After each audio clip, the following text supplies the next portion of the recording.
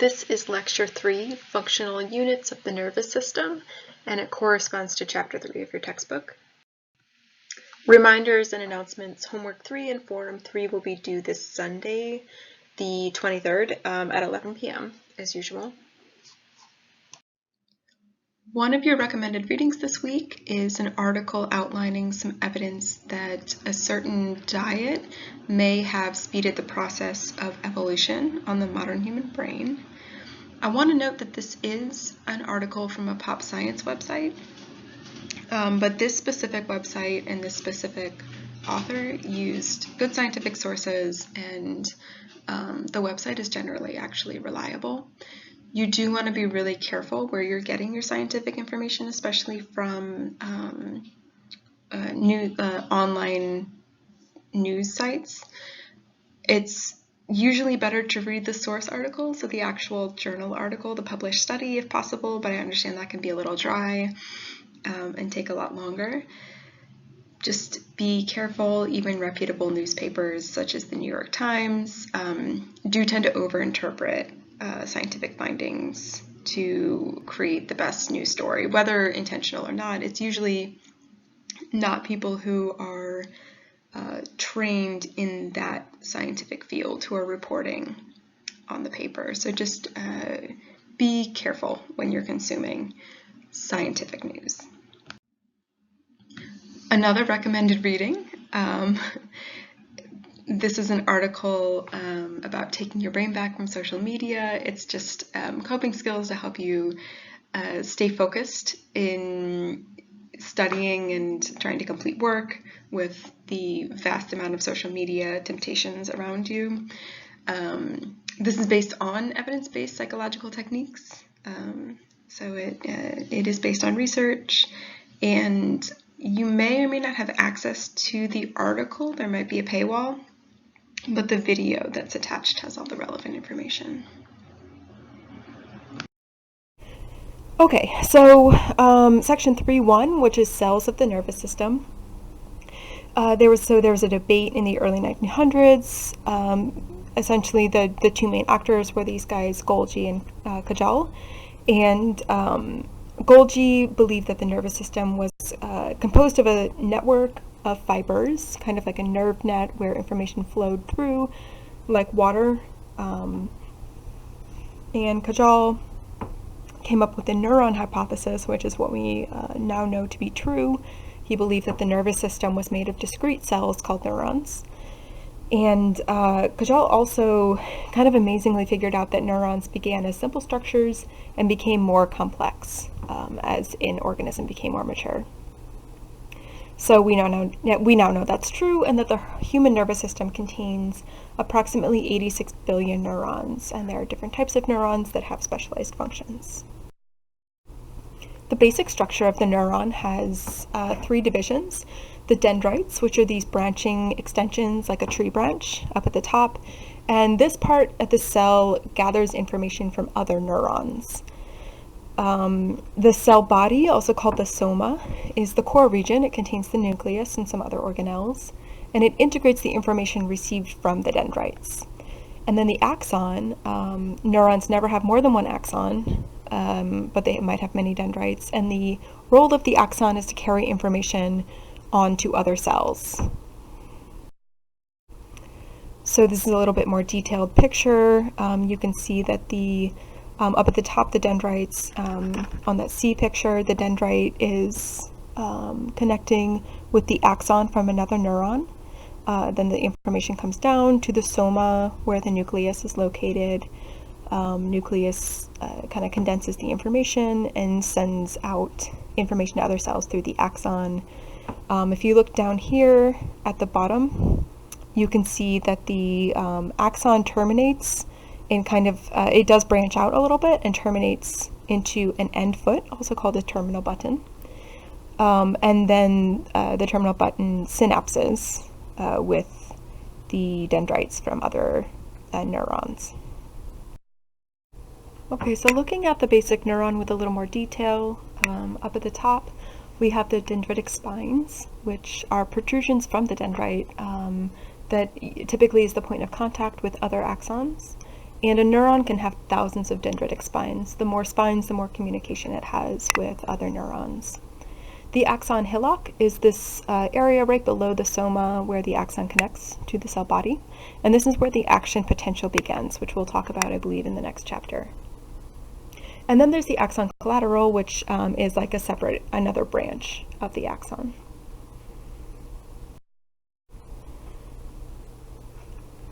Teleodendria are the end branches of an axon, which terminate in the terminal button, which, as we learned before, is the knob at the tip of the axon that conveys information to other neurons. And importantly, the synapse is the site of information transfer between neurons. This is usually between the terminal button of one neuron and the dendritic spine of another neuron. And that's something we're going to talk about in more detail in the next chapter as well.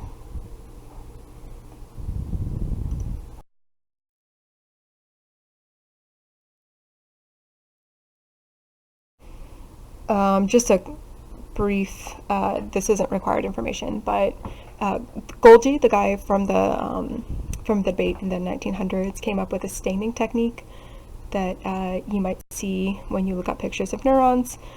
It's this kind of beautiful amber color. And then more recently, I think some scientists have come up with this rainbow cell visualization technique, which can stain or color individual neurons that have different functions as different colors. So all the neurons with a specific function or type might be colored yellow, all the neurons of another type are colored green, and it makes these really beautiful pictures that are also functional and that they show us how neurons are related to each other. And here's some more visualizations showing possibly some white matter tracks up here on the top right. And then bunch of somas, bunch of neuron bodies over here. Okay, so neurons are the information processing units of the nervous system. Most behaviors are produced by groups of hundreds or thousands of neurons. So individual neurons don't typically have their own individual function. There used to be this idea that there's like a grandma neuron. So in some of the memory areas of the brain, people thought that there was a single neuron that encoded the memory of your grandmother. And I think in this particular research group that proposed this idea also thought there was a Jennifer Aniston neuron, because this was back in the 90s and when she was a little more relevant. So they did this study, and they believed that people who recognized Jennifer Aniston's face were encoding that in a single neuron.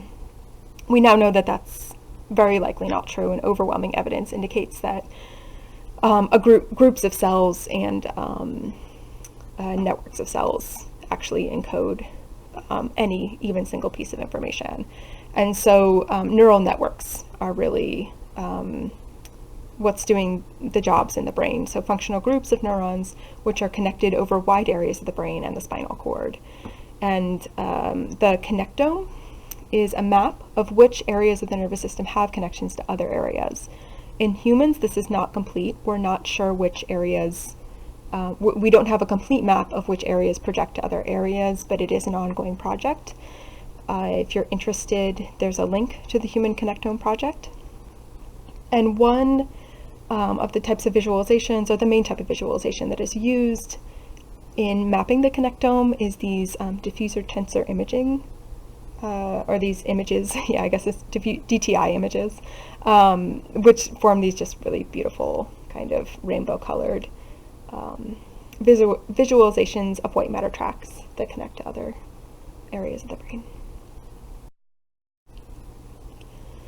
Neurons change their shape continuously. They grow and they shrink, and you can watch this YouTube video of an actual neuron that is changing, that is connecting to other neurons. In the picture here, you can see that a newborn might have a certain number of neurons, and then as an individual grows older, the connections between these neurons increases. There are new neurons created throughout life, and some behavior is dependent on new neurons. However, within the central nervous system, the brain and the spine, most of those neurons are there when we're born and are never replaced. So this is one of the reasons why damage to the central nervous system is so serious, that because we're not able to create new neurons readily. Okay, there are three basic types of neurons that we're going to talk about. The first is the sensory neuron, which carries information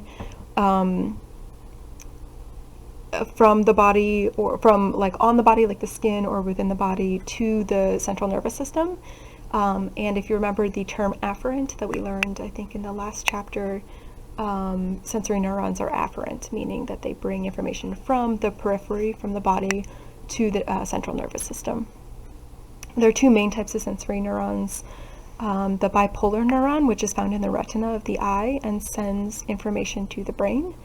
The bipolar neuron is a pretty simple looking neuron. It only has one dendrite and of course has one axon. And these little green guys right here are bipolar neurons in the brain, in the eye, sorry. And then somatosensory neurons are the other type of sensory neuron. They project directly from the skin or the muscle to the spinal cord. Very long projections are possible. There's I guess a nerve, so a group of somatosensory neurons that run from the tip of the big toe to the base of the brain, which can be around 2 meters in humans. Most of that length is the axon, so it's very, very long axons in those particular somatosensory neurons. And this is a picture from a microscope of somatosensory neurons. Interneurons are the second type of neuron. They are only located in the central nervous system, so the brain and the spinal cord, and they relay information between sensory and motor neurons. So you can see maybe you can see why they're called interneurons. They are inter or in between neurons, kind of relaying information between. They're also called association neurons. Within interneurons, there are several types. One is stellate neuron, which means stellate means like star. So they're located in the thalamus, which, if you remember from last chapter, is like the switchboard of the brain. They are star-like in appearance and have many dendrites. And this picture down here on the bottom left is stellate neuron. Pyramidal neurons carry information from the cortex to the rest of the central nervous system, and there are two distinct sets of dendrites within pyramidal neurons. They're called pyramidal neurons because they're kind of pyramid shaped, so this second picture right here. And then Purkinje cells are located in the cerebellum, and they carry information from the cerebellum to the rest of the central nervous system. And they have a huge amount of dendrites, very, very dense dendrites. They look like little bushes. This picture of the map over here I thought was just a nice metaphor that somebody came up with, where they were talking about interneurons kind of being like the access road or the on-ramp, off-ramp between motor neurons and other motor neurons or sensory neurons. So they're kind of these in-between cells that create connections between motor neurons or sensory neurons. And finally, we have motor neurons, which send signals from the brain and spinal cord to the muscles. So they're efferent neurons, meaning that they start in the central nervous system and send information to the body. These typically have long axons, large soma, or cell bodies. Some of the longest axons of motor neurons in the human body reach from the base of the spine to the big toe, and these can be over 1 meter long. So you can see in this picture over here, this is a motor neuron and it has quite a big cell body.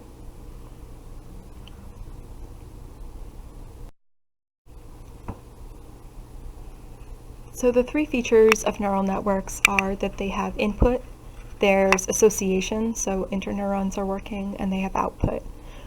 Neurons with big cell bodies have longer projections in general, so they're engaged in processing information over large areas of the body, and neurons with smaller bodies have shorter projections in general, so they're more engaged in local processing, so maybe just processing within one area of the brain, for example. Excitation and inhibition is kind of the language of the brain. Neurons communicate through binary signals of yes, no. You can think of it as like ones and zeros, but we call it excitation and inhibition. A cell sums up the excitation and inhibition signals that it gets from its dendrites, and sends the message along to other cells through its axon if the excitatory signals are greater than the inhibitory signals. So it's kind of this democratic process where it just tallies the votes and then decides if it should send the signal along. Okay, so glial cells are a different type of cell. They're not neurons. And they support cells in the nervous system. So they're kind of like the helpers for neurons. They do a range of functions like binding neurons together, providing nutrients, protection, helping when there's injury, helping with recovery. And very importantly, they do not transmit information. So neurons transmit information. Glial cells support this process, but do not themselves transmit information. There's about an equal number of neurons and glial cells within the nervous system. Scientists are increasingly recognizing the importance of glial cells in the nervous system. Before, people considered them to just kind of be filler, and more people are realizing that glial cells are extremely important in a lot of the in figuring out what's going wrong in diseases and etc.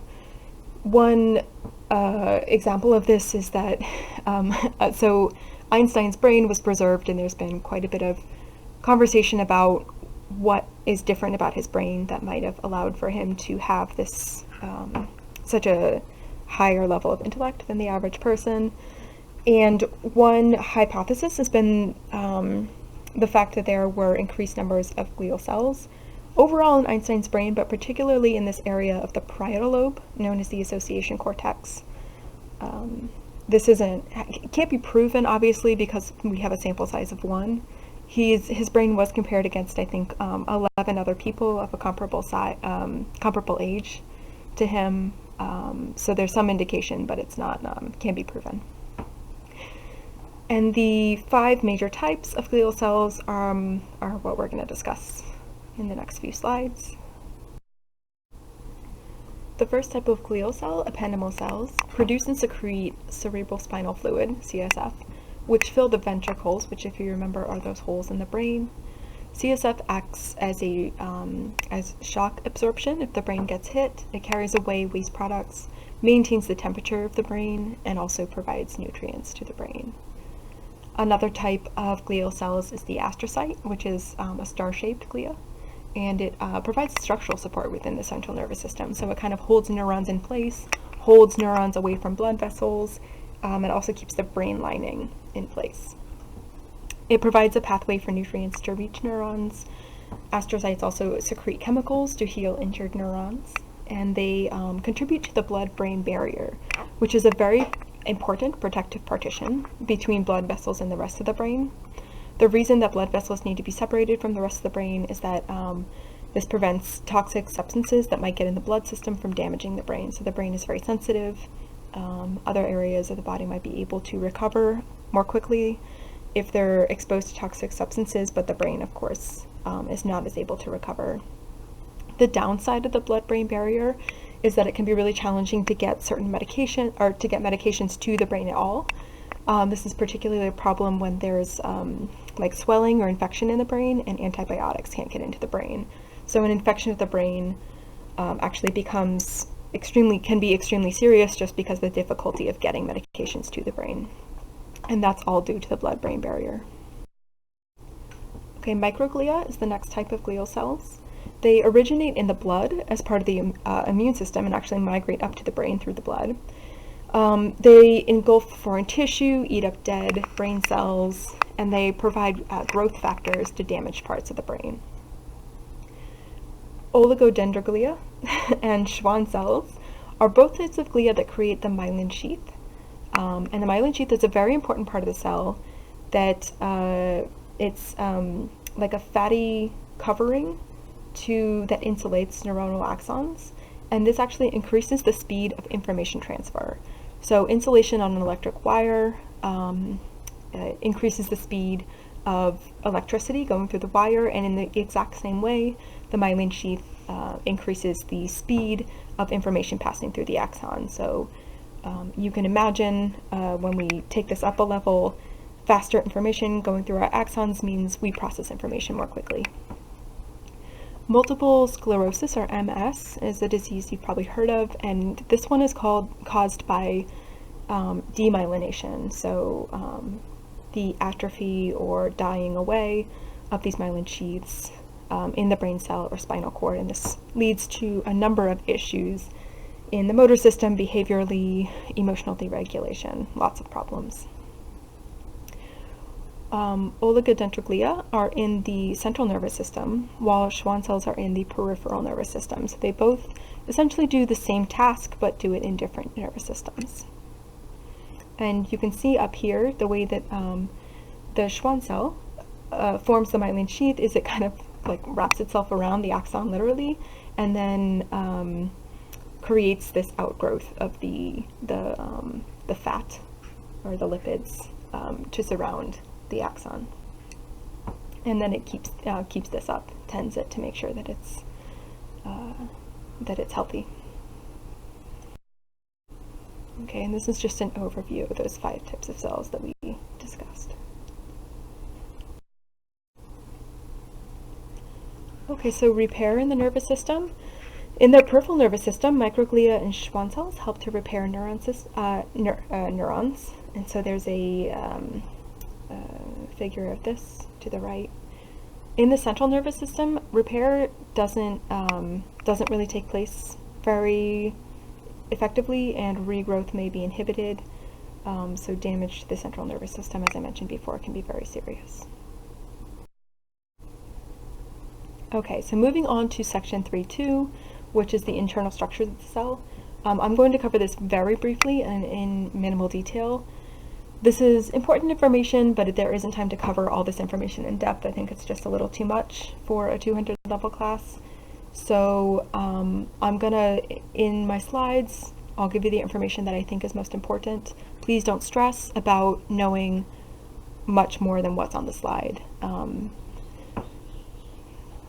Okay, so first, the ions that are most critical to neuronal communication, the ones that might come up in later chapters, are sodium, potassium, calcium, and chloride.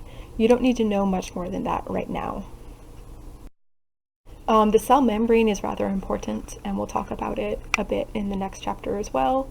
It's the double-layered outer wall of the cell, and it regulates what enters and leaves the cell. So proteins, there are proteins that are embedded in the cell membrane, and they act as kind of like gatekeepers to decide what goes in and out of the cell. And the cell membrane, the double layer, is made up of phospholipids.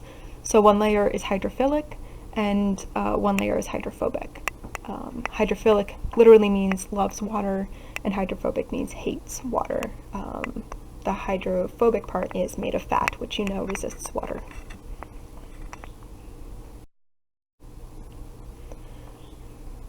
The nucleus of the cell, which is located in the soma, is kind of like the executive office of the cell. It contains DNA, which is the blueprints for making proteins, chromosomes, which are double-stranded molecules of DNA, and then genes, segments of this DNA. And there's a nice picture up here, and then one down here as well to show that the relationship between chromosomes, DNA, and genes. And then importantly, nucleotides are the building blocks that make up DNA, adenine, thymine, guanine, and cytosine, which are typically referred to or abbreviated as just ATGC. And just some brief information about proteins for anyone that might have forgotten from the last time they took biology. They are folded up polypeptide chains that serve a particular function in the body based on their shape, their structure, and they can change shape and combine with other proteins. They can be transported from one neuron to another through the axon. Proteins embedded in the cell membrane, as I mentioned just before when we were talking about the cell membrane, form passageways or gates, and these are called, they're called channels, gates, and pumps, and they regulate the flow of substances in and out. There's also a receptor site, as you can see up here, which is like a little groove in the protein, and they're sort of analogous to a keyhole. So if the right molecule comes in, then it might change the shape of the protein. Okay, so moving on to section 3, genetics. The important that you know the difference between a genotype and a phenotype. The genotype is the genetic makeup of an individual, so the actual genes that you're born with, and a phenotype is the observable physical and behavioral characteristics of an individual, and these results from the interplay between the genes and the environment. We're going to talk in this chapter mostly about Mendelian genetics. It's the basic laws of genetics, but it's not the whole story. And you might remember that Gregor Mendel is the father of the science of genetics. He was kind of the first person that described genetics in the way that we basically understand it now. He was this, I think, Czech monk who was really into his pea plants. Okay, so some basics of genetics. The nucleus in each human somatic cell contains 23 pairs of chromosomes, so 46 chromosomes in all. The chromosome pairs are numbered 1 through 23. Autosomes are is what we call the chromosomes in pairs 1 through 22, and then the 23rd pair are sex chromosomes, so that's the X and the Y. And typically males have XX chromosomes and females have XY, but there are, of course, deviations to this. One member of each pair, so one chromosome from each pair comes from the mother, and one chromosome of each pair comes from the father. An allele is a version of a gene, and a gene pair contains 2 different alleles. If both alleles in a chromosome pair are the same version of that gene, they're homozygous, and if those alleles in the pair are different, they're called heterozygous. Alleles are expressed in different patterns. One pattern is complete dominance, where only dominant gene is expressed and the recessive gene is completely suppressed. Incomplete dominance is when each allele's trait is only expressed partially, and codominance is where each allele's trait is expressed fully. Okay, genetic mutations. These are errors in copies of a gene that create altered alleles. So it can be a change in a single nucleotide, for example. So one of these A, T, G, or C nucleotides, and that creates a new single nucleotide polymorphism.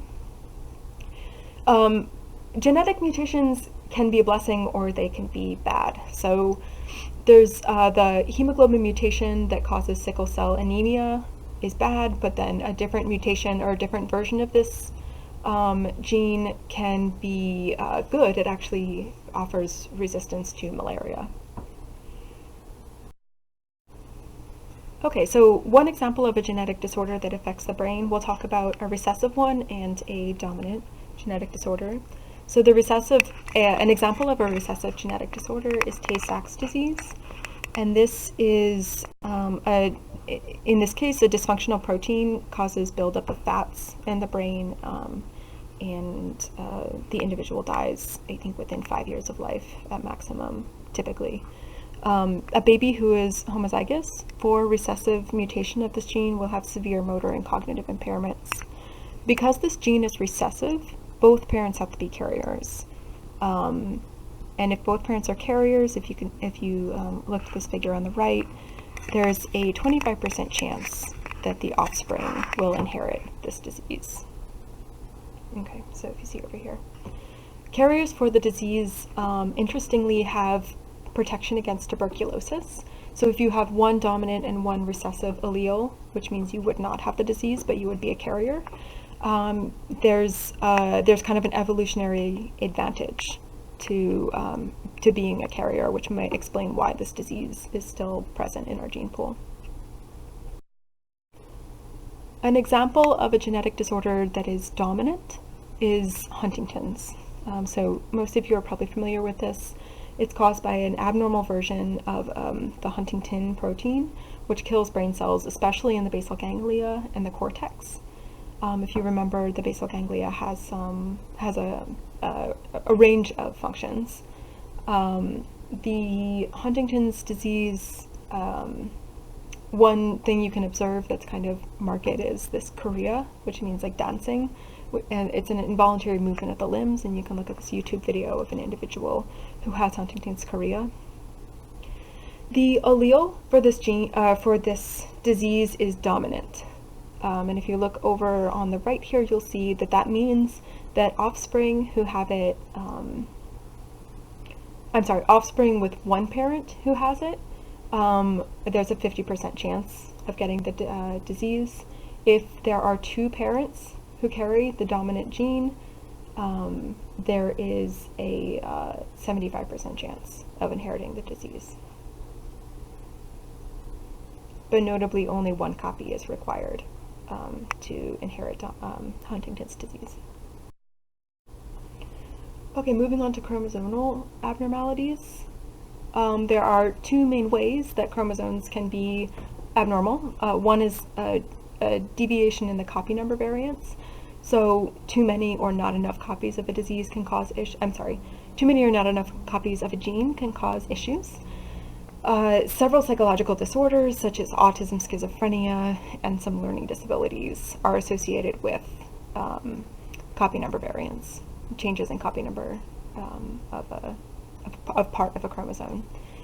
An entire chromosome can also either be transmitted as a pair, as a double, or not enough. So Down syndrome is an example of a situation where there's one extra chromosome. So the 21st chromosome is copied, I think, typically on the mother's side, and it causes a range of issues. Probably everyone is familiar with some of the cognitive problems, motor problems, and cardiovascular issues associated with Down syndrome. Quick note, don't worry about the section on genetic engineering. It is definitely interesting, but it's not directly applicable to things we'll talk about later, so you can read it if you're interested, but don't worry about studying that part. Okay, so all this talk of genes, it's important to note that genes alone do not determine a person's phenotype. Otherwise, two people with the same genes, such as identical twins, would look and act exactly the same. So some examples from my personal life: I have an identical twin sister.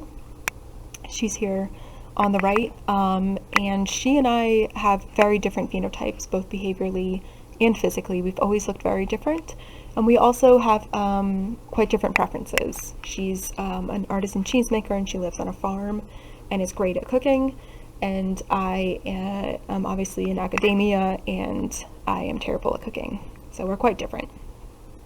And then I couldn't resist. Here's another example. These are my two baby nieces.